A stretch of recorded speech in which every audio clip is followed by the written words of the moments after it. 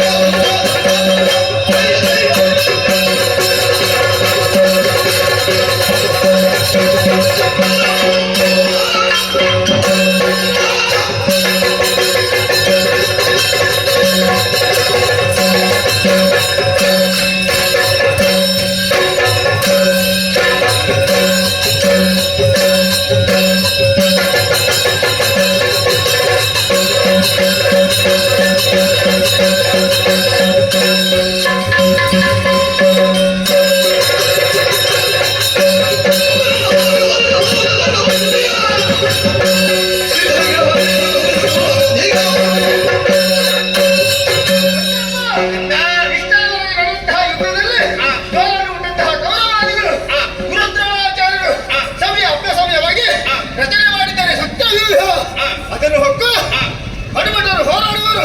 ಯಾರು ಇಲ್ಲ ಅಲ್ವ ಹಾಗೆ ಯೋಚಿಸಲು ಬೇಡ. ಬಲ್ಲರು ನಾನಾ ವಿಧಿ ಸೆಳೆಸುವ ಎಲ್ಲ ಸಂಸ್ಕೃತಿಯ, ಹಾಗಾಗಿ ಯೋಚನೆ ಮಾಡುವುದು ಬೇಡ. ಅಪ್ಪಣೆ ಕೊಟ್ಟು ಕಳಿಸಿಕೊಟ್ಟೆ ಏನ್ ಮಾಡ್ತೀವಿ?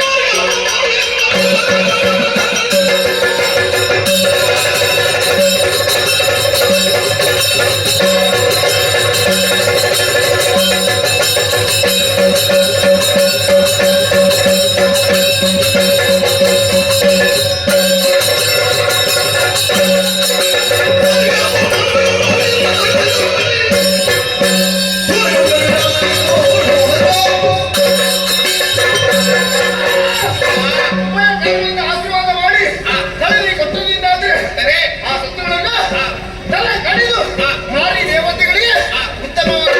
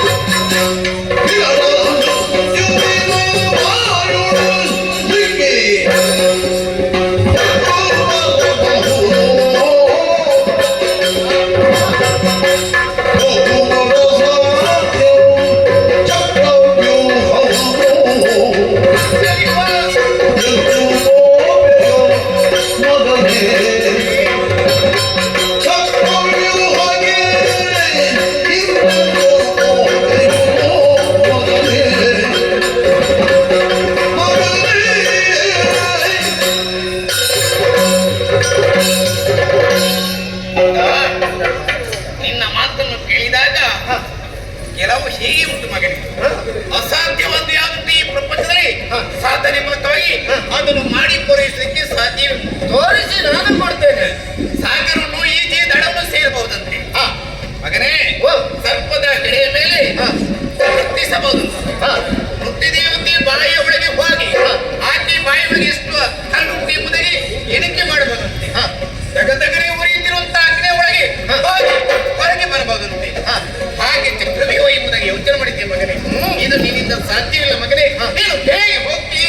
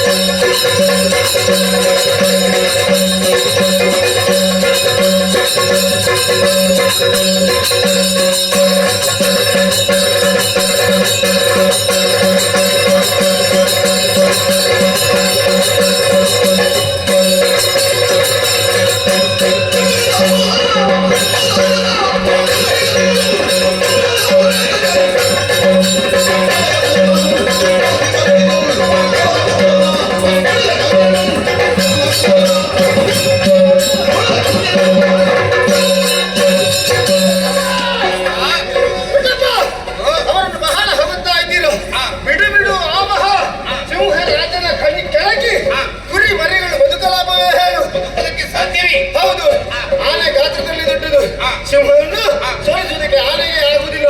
ನಾನು ಸಿಂಹದ ಮರಿ.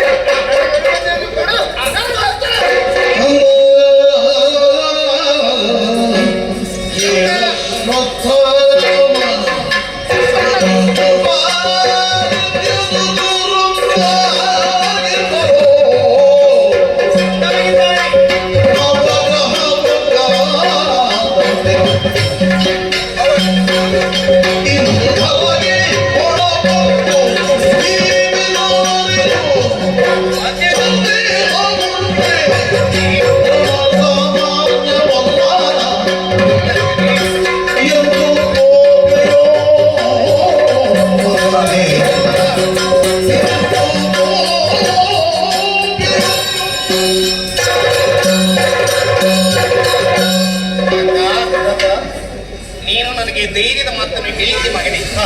ನಂಬತಕ್ಕಂತ ಮಾತಂತ ಆಗುದಿಲ್ಲ ಕಂದ. ಚಕ್ರದೇವಯ್ಯ ಎಂದರೆ ಏನೆಂಬುದೇ ಯೋಚನೆ ಮಾಡಿದ್ದೆ. ಅಲ್ಲಿರುವವರು ಯಾರೆಲ್ಲ? ಕರ್ಣ ಇದ್ದಾನೆ, ಅಶ್ವತ್ಥಾಮಾಚಾರಿ ಇದ್ದಾನೆ, ಬೃಹತ್ತ ದ್ರೋಣಾಚಾರ್ಯ ಇದ್ದಾನೆ, ಕೌರವ ಇದ್ದಾನೆ, ದುಶ್ಯಾಸನ ಇದ್ದಾನೆ. ಈಗ ನೀನು ಹೋಗ್ತೀನಂತ ಹೇಳ್ತೀಯಲ್ಲ, ನಿನಗಿಂತ ಮೊದಲು ಹೋದವರ ಪರಿಸ್ಥಿತಿ ಏನಾಗಿದೆ ಅಂತ ನಿನ್ ಗೊತ್ತುಂಟಾ? ನಿನ್ನ ದೊಡ್ಡ ಪ್ರಾಂತ ಶತಗಜತ್ರಾಣಿ ಅಂತ ಬಿರುದನ್ನು ಪಡೆಯುತ್ತ ಭೀಮಸೇನ ಹೋಗಿದ್ದಾನೆ. ಚಿಕ್ಕಮಂದಿರ ಅಂತ ನಕಲು ಸಹದೇವರು ಹೋಗಿದ್ದಾರೆ. ಅವರಿಂದ ಏನೂ ಸಾಧಿಸಲಿಕ್ಕೆ ಸಾಧ್ಯವಿಲ್ಲ ಮಗನೇ. ನವಗ್ರಹಗಳಂತೆ ಅವರು ಕಾಡುತ್ತಾ ಇದ್ದಾರೆ. ಒಬ್ಬ ವ್ಯಕ್ತಿಯ ಜಾತಕದಲ್ಲಿ ನವಗ್ರಹಗಳ ಒಮ್ಮೆಲೆ ಪ್ರವೇಶ ಆದ್ರೆ ಅವನ ಸ್ಥಿತಿಯ ಅಲ್ಲೋಲ ಕಲೋಲ ಆಗ್ತದೆ ಮಗನೇ. ಅದೊಂದು ಚಕ್ರವ್ಯೂಹ ಎಂಬುದು ವಿಷಪುರಿಂತ ಹಾವಿನ ಹುತ್ತ ಇದ್ದ ಹಾಗೆ. ಅಲ್ಲಿರುವವರೆಲ್ಲರೂ ಹಾವಿನ ಹಾಗೆ. ಆ ಹಾವುಗಳು ಒಮ್ಮೆಲೆ ಮತ್ತು ನಿನ್ನ ಮೇಲೆ ದಾಳಿ ಮಾಡಿದರೆ ನಿನ್ನಿಂದ ಗೆಲುವನ್ನು ಸಾಧಿಸಲಿಕ್ಕೆ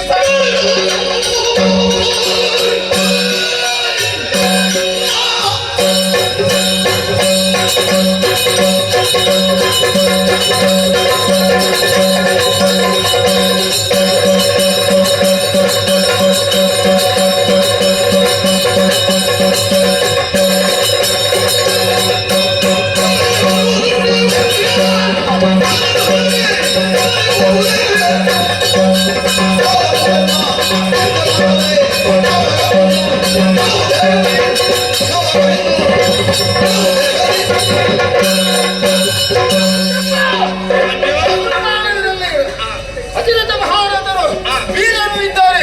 ಹೋರಾಡೋದಕ್ಕೆ ಕಷ್ಟ ಎನ್ನುವ ಹಾಗೆ ಅದೇ ಮೊದಲು ಹೇಳ್ತಾ ಇದ್ದೀರಾ? ದೊಡ್ಡಪ್ಪ, ಒಂದು ಮಾತು ಹೇಳುತ್ತಾ ಇದ್ದೀರಿ. ಬೀಸುವಂತಹ ಗಾಳಿಯ ಮುಂದೆ ಪರ್ವತದ ಅಗ್ನಿಯೇ ಬಂದು ನಿಂತರು ಗಾಳಿ ಬೆವರುವುದಿಲ್ಲ.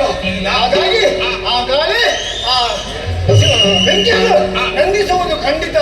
ನಾನು ಗಾಳಿ ಅವರು ಬೆಂಕಿಗೆ ಸಮಾನ ಯೋಚಿಸಲೇ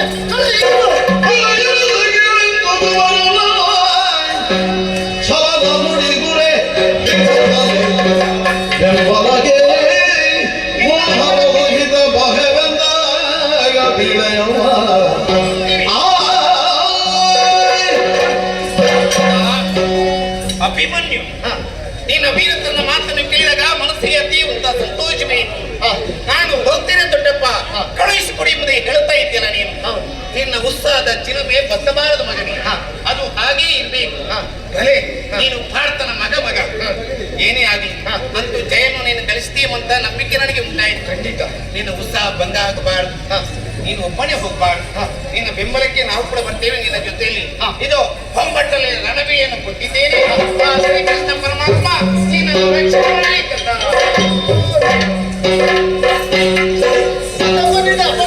ಹಾಗಾಯಿತು.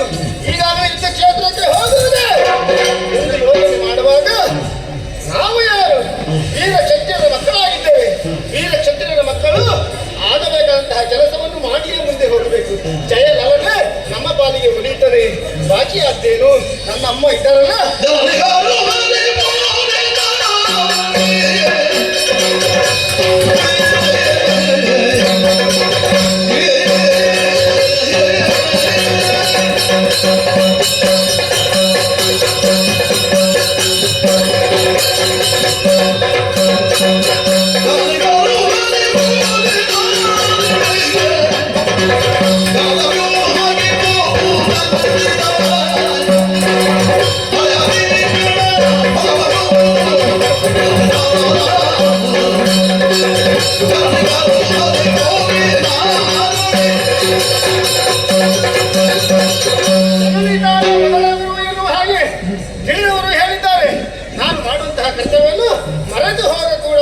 ಹಾಗಾಗಿ ಅಮ್ಮನ ಆಲಯಕ್ಕೆ ಕಡೆಗೆ ಅಮ್ಮನಿಗೆ ವಿಚಾರವನ್ನು ತಿಳಿಸಿ ಅಮ್ಮನ ಮನಸ್ಸನ್ನು ಸಂತೋಷಪಡಿಸಿ ಅವರಿಂದ ಆಶೀರ್ವಾದ